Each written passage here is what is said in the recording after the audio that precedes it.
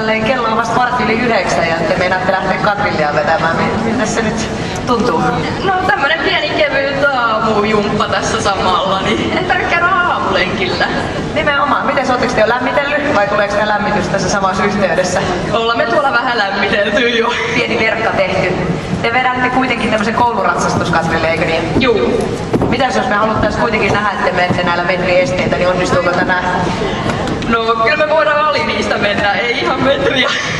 Eli haaste on heitetty ensi vuodelle, sitten laitetaan korkea esterata ja uusinta rata metri 30, että tytöt treenaatte vuodella. Ei muuta kuin areena on teidän. Näyttäkää mitä kaikkea te olette näillä hienoilla keppihevosilla, muovihevosilla, mikä se oikein nimitys onkaan keksineet. Olkaa hyvä.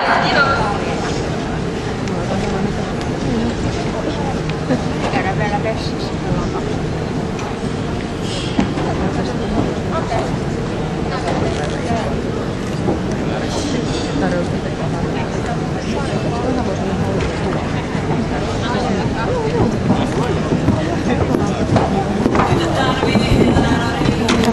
Sataa vähän vuotta.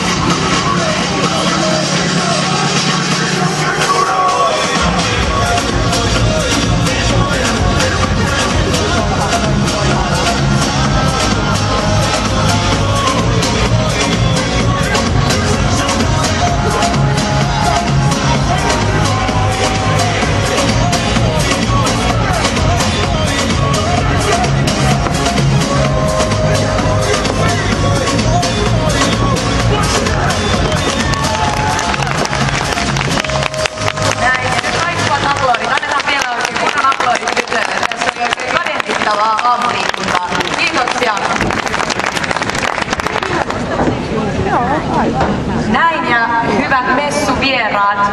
Nyt on tämmöinen aamutervehdys suoritettu tämän lauantaipäivän osalta. Ja seuraavaksi ihan tuossa hetkisen kuluttua ohjelmasta kello 9.30 tässä Areenalla alkaa